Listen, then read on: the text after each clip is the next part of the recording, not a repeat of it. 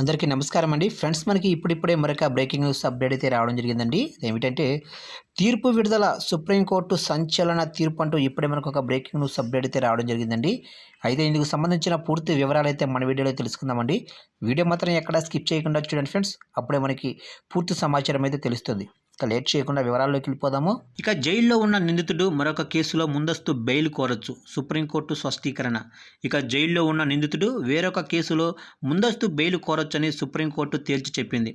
మరొక కేసులో అతను అరెస్టు కానంత వరకు దాంట్లో ముందస్తు బెయిల్ కోరటానికి అర్హుడేనని వివరించింది. ఒక కేసులో నిందితుడు కస్టడీలో ఉన్నాడనేది, రెండో కేసులో అతని ముందస్తు బెయిల్ పిటిషన్పై సెషన్స్ కోర్టు, హైకోర్టులు నిర్ణయం తీసుకోవడానికి అడ్డంకి కాదని స్పష్టం చేసింది. కస్టడీలో ఉన్నంత మాత్రాన మరొక కేసులో ముందస్తు బెయిల్ ఇవ్వకూడదని చట్టంలో ఎక్కడా లేదని చీఫ్ జస్టిస్ డివై చంద్రచూడ్ నేతృత్వంలోని ధర్మాసనం పేర్కొంది. అరెస్టు చేస్తారనే భయమున్నప్పుడు ముందస్తు బెయిల్ను కోరే హక్కును సిఆర్పిసి సెక్షన్ 438 కల్పించింది. ప్రజాస్వామ్య దేశంలో వ్యక్తి స్వేచ్ఛ, స్వతంత్ర ప్రాధాన్యతను గుర్తించడానికి ఈ సెక్షన్ ఉంది. 438 సెక్షన్కు ఆంక్షలను పెట్టకూడదు.